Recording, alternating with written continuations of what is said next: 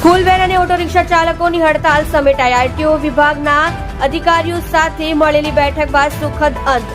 ધારાસભ્ય અને કોર્પોરેટરની મધ્યસ્થી બાદ સ્કૂલ વેન અને ઓટો રિક્ષા ચાલકોની આરટીઓ સાથે મળી હતી બેઠકમાં સ્કૂલ વેન ચાલકોના અગ્રણીઓ દ્વારા રજૂઆત કરવામાં આવી હતી.